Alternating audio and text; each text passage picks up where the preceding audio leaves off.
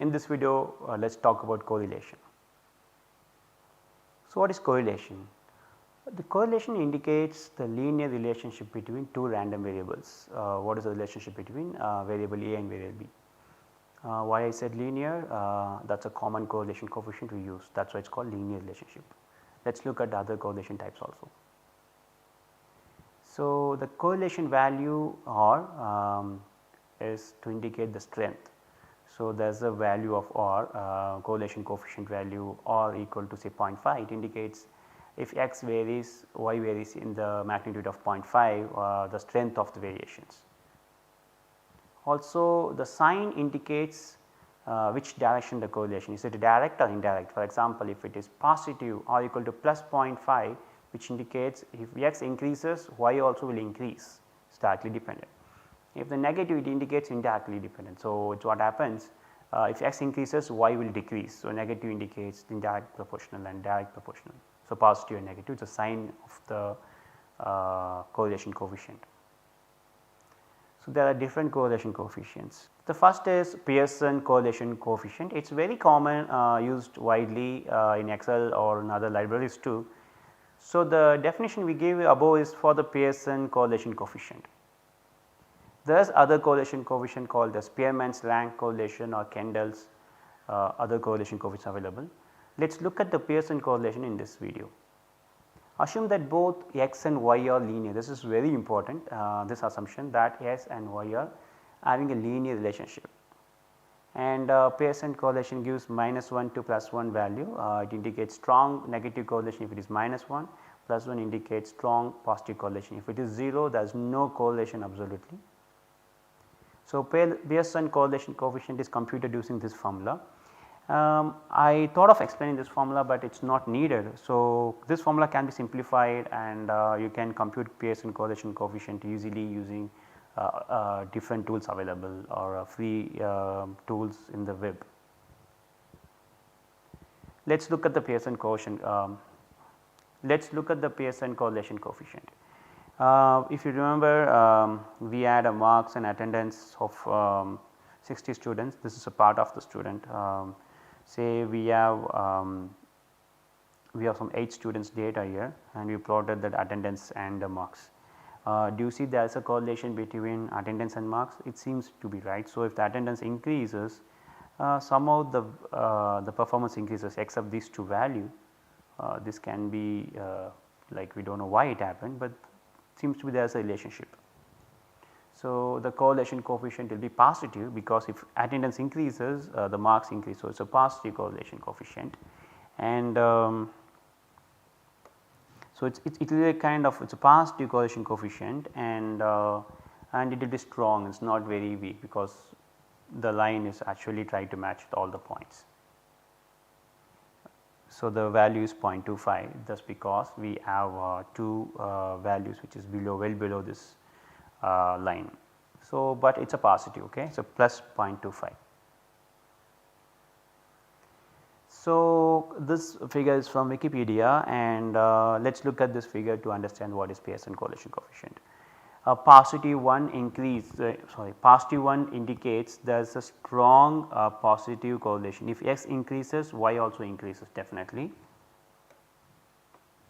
So, if x increases, y increases, and this is a negative correlation coefficient, it is strong negative like x, y.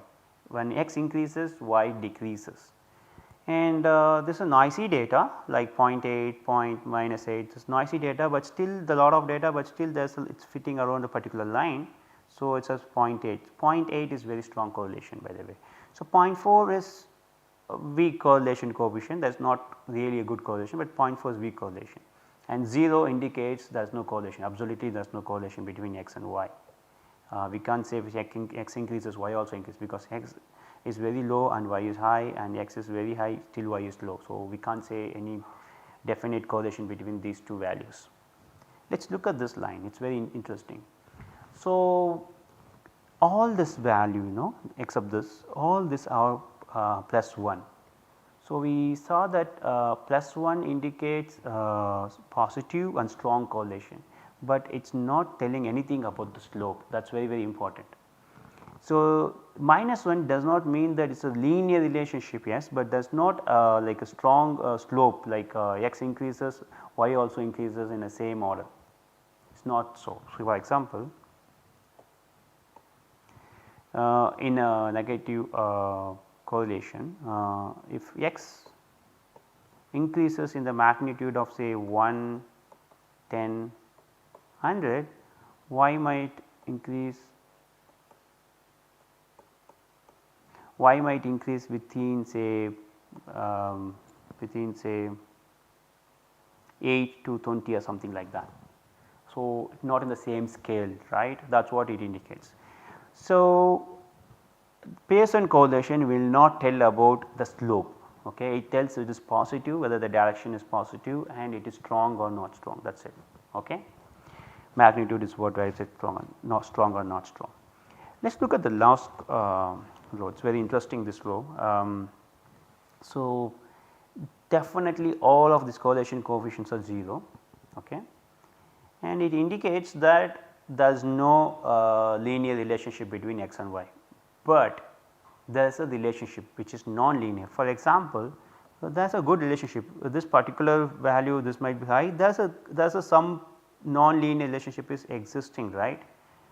System the Pearson correlation coefficient may not tell this relationship because it has no idea what is the relationship between x and y, but there is a non-linear relationship exists between x and y.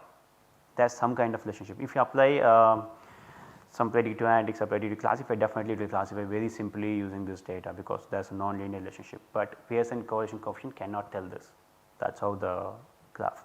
So, this chart is very important to understand Pearson correlation coefficient, also its drawbacks. For example, the slope is not indicated in a Pearson correlation coefficient value, also non-linear relationship between x and y is not captured in the Pearson correlation coefficient.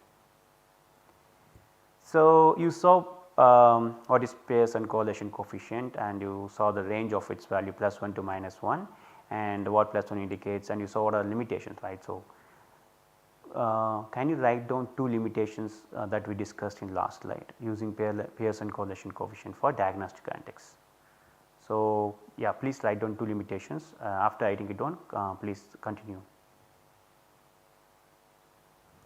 So, the slope does not indicate relationship, okay. The slope is not captured in the Pearson correlation coefficient, also non-linear relationships are not captured, and non-linearity of x and y is not considered. For example, x can be a linear relation, but y is not a linear variable. For example, we will discuss this in detail in a next video. For example, if I plot only x, x value, x can be linearly increasing, this is about only x. If I plot y, y might be like this. So, if I compare x and y, there is a very good relationship between x and y, although x is linear, y is non-linear, that is not important for Pearson correlation coefficient. Pearson will tell you whether if x increases, y increases or not. Okay. We will discuss this in detail with example in next video. So, let us see what is non-linear correlation. If you see this x and x square, if I plot this value x versus x square, right, you know that x square is increasing. So, that y value is actually like this, like it is not a linear relationship, right, but x is actually has a linear scale, it is not really a non-linear scale like a 2, 3, 8 within the range, right, but the y is in a different scale. Although the x is linear, y is non-linear, but the correlation coefficient is 0.95. The reason is there is a relationship between x and y. If x increases, the y increases, and if x and y increases, there is a strong correlation, it is a positive correlation coefficient. Why 0.95? The difference is just because it tries to find a linear relationship between this. So, for example, it might be trying to find a linear relationship here, it might have missed these points or this point or some points like this. So, that is why it is 0.95, otherwise it will go a perfect one, right. That is to show why Pearson is not considering the linear function of each x and y, it does not consider it.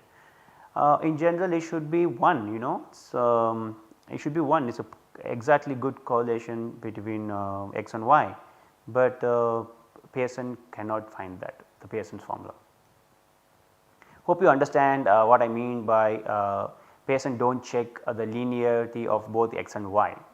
So, y can be non-linear function or variable, but x can be linear function, still it cannot identify those relationship. So, in this video we talked about what is correlation and what is Pearson correlation and what are the drawbacks in Pearson correlation. Thank you.